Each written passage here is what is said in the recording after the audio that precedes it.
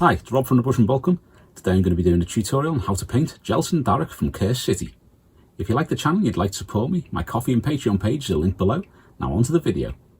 So this is the miniature that we're going to be painting on this tutorial, and this is the end product. As you can see, there's lots of different browns there, from the leather coat to the wood to the little straps holding on his stakes, and also belts and strapping and a bag too.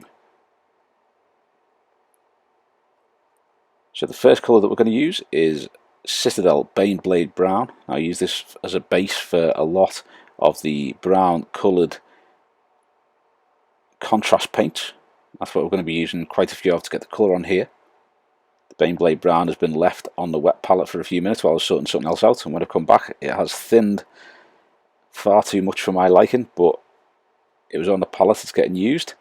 So I'm using quite thin Baneblade Brown, but if you use it straight from the pot or just after you've put it on the palette, it should be a lot thicker than this and a lot more useful. So with all the leather bits painted with Baneblade Brown, we're going to use some Citadel Leadbelcher, and that's going to be used to paint up all of the silvery metallics on the miniature. So you've got buckles, the hammer, parts of the rifle, pieces of the sword, and then that dagger on his front too. There's also some corners on the little pack on his back too.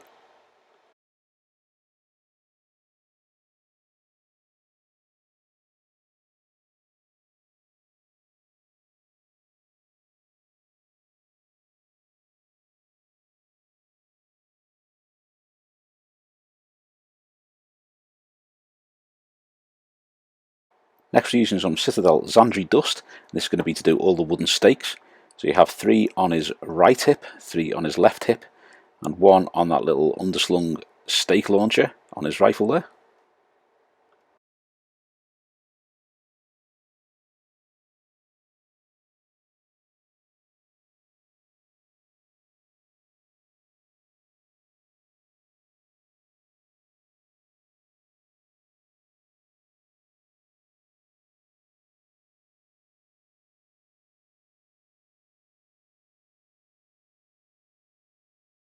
For the tiny bit of skin visible, we're just going to use a little bit of Citadel Khorne Flesh tone and do that under his hat.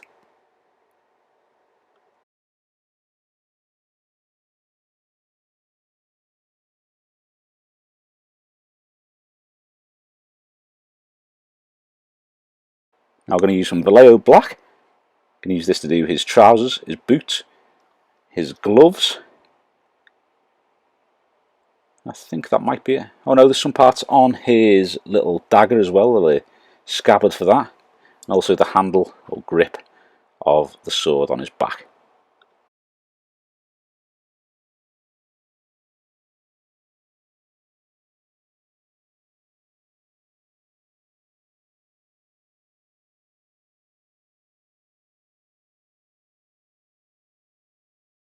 Now I'm doing this part with Citadel Mephiston Red, and that's the little band on his hat there. Now what you could do is you could use Mephiston Red to do the scabbard for the sword on his back as well, or you could use Corn Red to do the scabbard and this band here as well. I just did it 2 different colours just to give a little bit of differentiation between the 2 colours. Nothing really special or any reason or rhyme to it. So if you wanted, you could use Corn Red for one or both, or Mephiston Red for one or both. So here I'm just using the Corn Red to do the scabbard.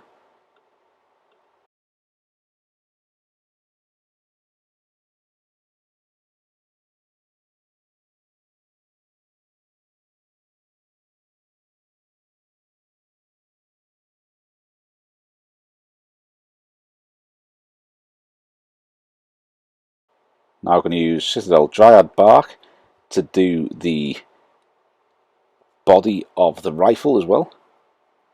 It's mainly around the grip and a few little bits underneath the barrel here, because there's large sections of it that are metallic where the working parts are. Also those barrels too.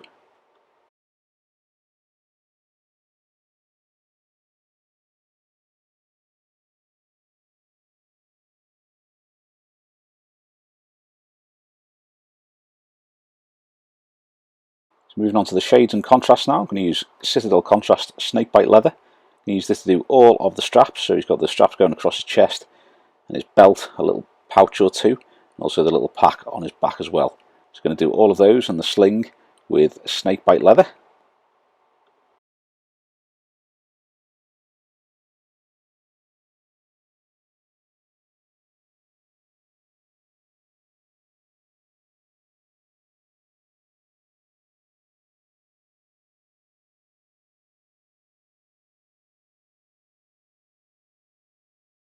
Now I'm using Citadel Wildwood Contrast. This is going to be to do his coat, to give that a nice dark brown leather coat look.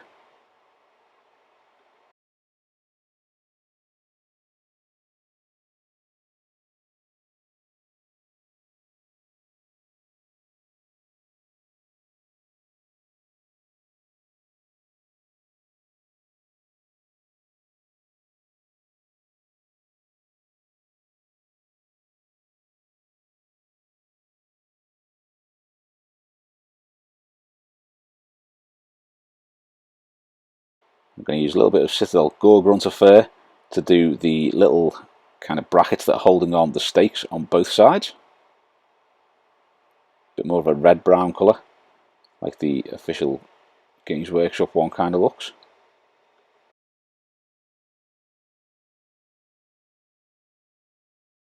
Next up, Citadel Nuln Oil. I'm going to use this to do all of the silver metallics, or the Leadbelcher. Just give that a nice coat to dull that down. And we can work on bringing those metallics back later to give them a bit of shine.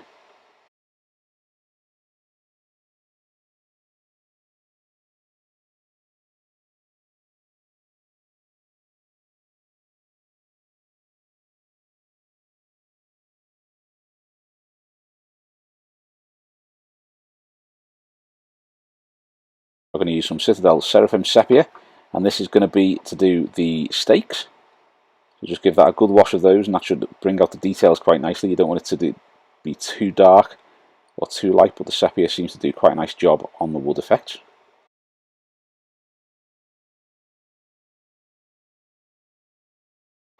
Next we are going to use some Citadel Carrowbird Crimson. We are going to use this on the ribbon, or the band on his hat. We're also going to use this on the scabbard of the sword on the back too.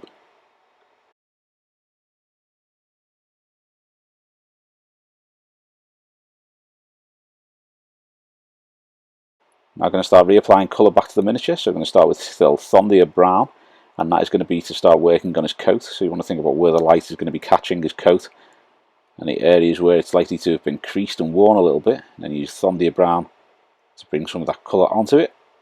You can leave the wildwood in the recesses like you would a shade, and that'll give it that nice kind of different tones of dark brown that you'd expect on a long dark brown coat.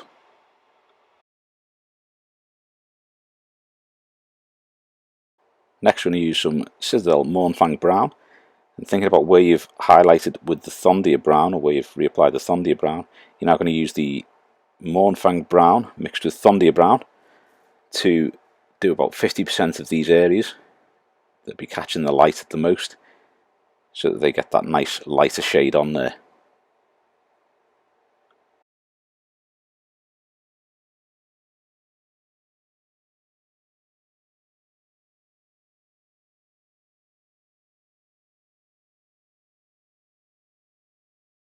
Next is pure Mournfang Brown. Just going to use a little bit of this on the areas we've just been highlighting. So as you'd use the Thondia Brown and Mournfang Brown mix to cover about 50% of the area of the Thondia Brown, you are now going to use this to cover about 50% of the area where it'd be catching more light of the Thondia Brown and Mournfang Brown mix. That's like the crests and the creases and things like that, the very tips of those.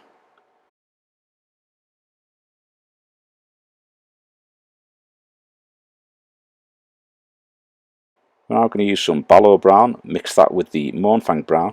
We're going to use that to do some scuffing and some highlights on the edges of the coat, and on the tops of some of those creases, and the creases which are likely to be there a lot of the time, sort of on the sleeves where you tend to get the creases in the same place. So we're going to use this to do a little bit of scraping and chafing of that leather. you want to be doing this at 90 degrees to the angle that it's going to be at. So if the front of the coat is going sort of up, you'll be doing the brush strokes side to side so that you can see those standing out and have a nice rough edge. Now I'm going to use some pure Citadel Balor Brown. We're going to use this to do the edges of the areas where we used Citadel Snakebite Leather contrast earlier on. So the belts and the bag and that kind of thing. And the little pouches, we're just going to be doing this with the side to side brush strokes once again, so 90 degrees from the edge of the belt, so you get that nice rough edge.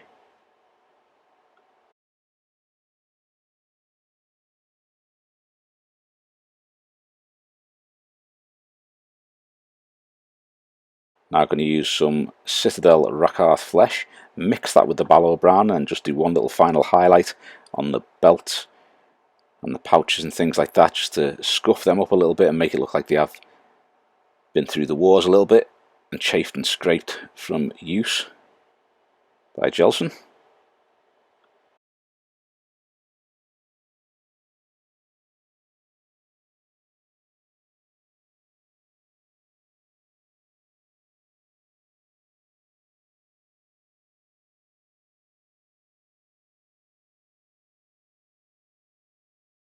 Nice quick layer here. We're just going to use a little bit of Citadel Reichland Flesh Shade.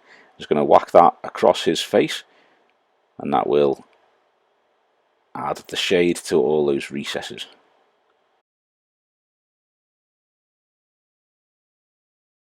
Once again, we're going to be using a little bit of Citadel Mournfang Brown, and this is just going to be to do a few little highlights on the little bits that are holding the stakes.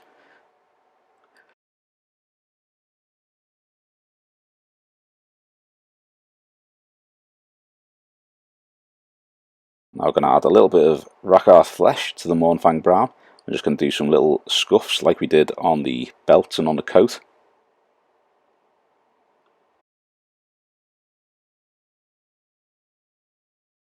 I'm just going to add a little bit more Rakarth Flesh to the previous mix and do one final little section of highlights. Just really small touches and rough edges of paint, just to show where they'd be a little bit more scuffed.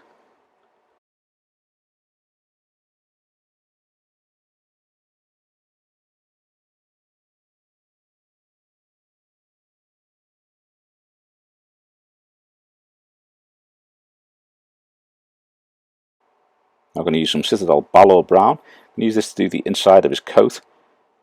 So earlier on where we shaded this, we're just going to add the Baneblade Brown to the raised areas, leaving that shade in the recesses.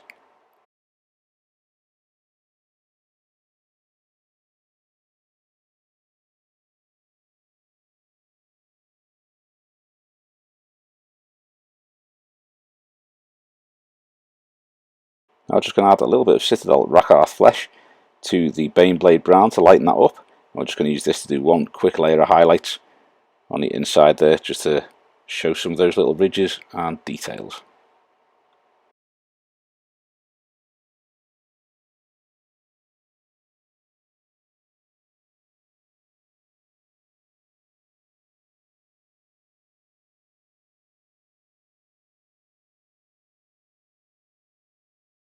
Now I'm going to return to Citadel Leadbelcher and start working on the metallics.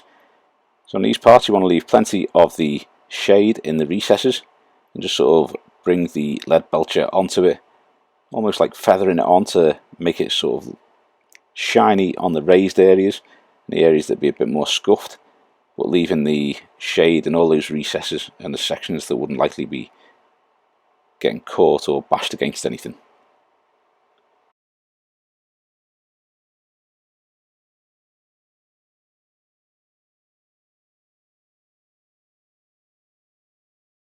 I'm going to use some Vallejo Model Air Chrome.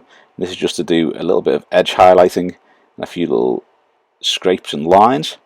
So you want to highlight the top edges of each little bit of the metallic so that you can get that nice shine on there.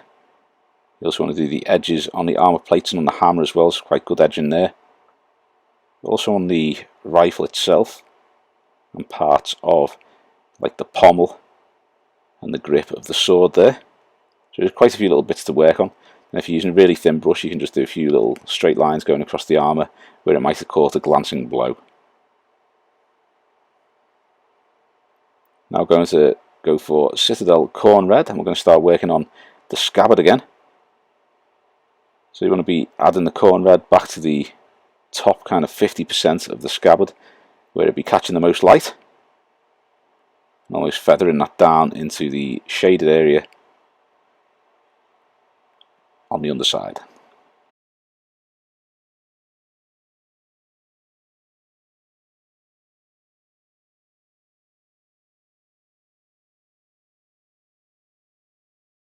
To highlight, we're going to be using a little bit of Citadel Wazdakka Red. I'm going to do about 50% of the area that we used the Corn Red on when we reapplied that.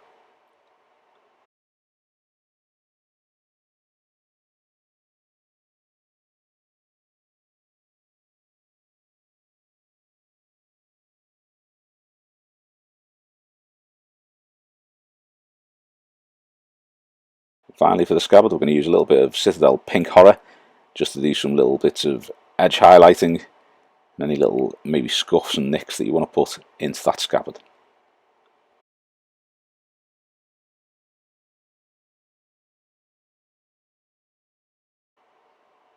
Now it's going to be Citadel Mephiston Red.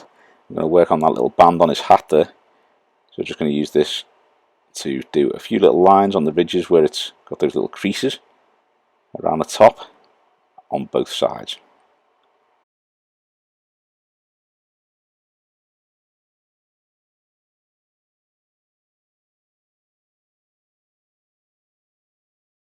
We're now going to highlight with a little bit of Citadel Evil Sun Scarlet. So we're going to do about 50% of the crests of the creases here with this colour.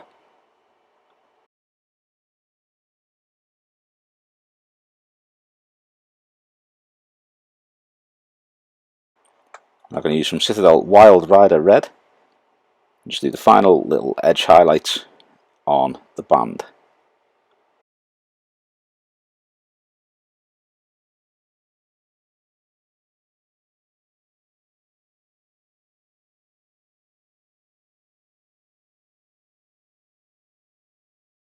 Okay, so we're going to work on the stakes now, returning to Citadel Xandri Dust. What you want to be doing here is following the grain of the wood, so it's going to be going top to bottom. You also got a few little details of the wood grain on the stakes themselves, so you want to be trying to use a really thin brush to bring them out and make them stand out without just painting the whole stake again. And then at the bottom where it goes down into the point where it's been chiseled into the point or what have you, then you want to be using a little bit more Xandri Dust to bring a bit more colour to those flatter areas. Now I'm going to mix a little bit of Citadel Rakarth Flesh. I'm going to start highlighting the grain in the wood and the little top bits where it might be a little bit chafed and scraped, and also the bottom parts where it's been shaped into a point. You want to add a bit more of this highlight to those areas because it always looks a little bit lighter and less grubby than the part where the grain of the wood will be shown.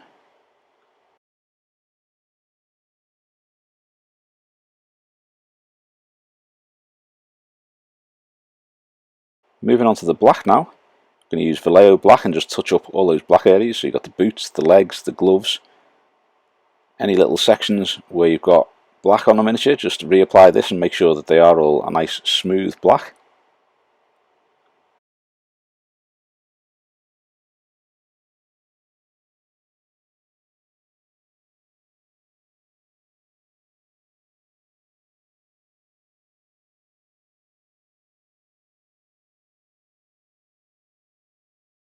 We're now going to highlight these sections with Citadel German Grey. So think about where the light is going to catch them, and you just want to be adding the German Grey to those sections. So if there's any creases or anything like that, or any flatter areas, they will likely have the German Grey on them. Just do that as a good highlight. Always recommend German Grey for highlighting black because it's dark enough that it blends in well and light enough that you can just about see it.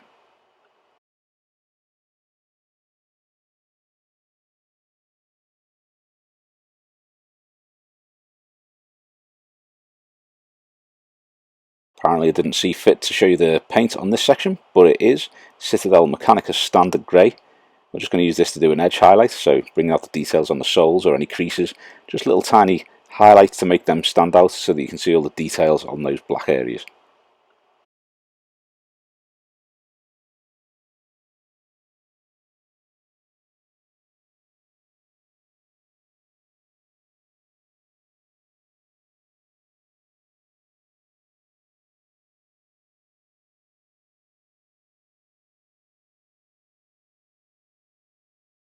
The final parts are going to be the skin and the eyes, so we're going to start with Citadel Flesh Tone.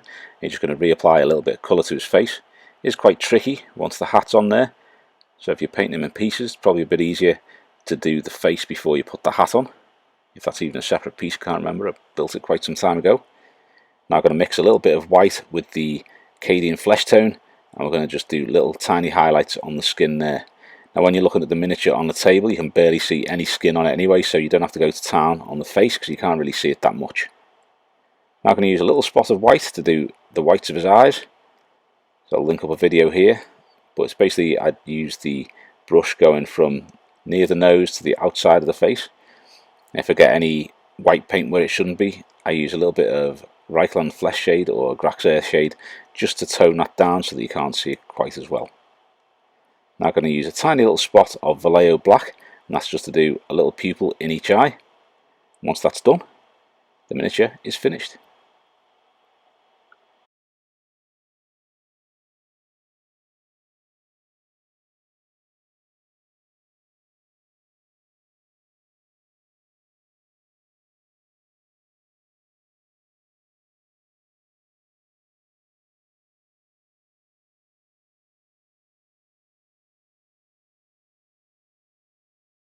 So this is the finished Jelsen Darrock miniature. Really pleased with how it turned out. There's a lot of different shades of brown there, but very, very pleased with how he turned out. So another one from Curse City finished.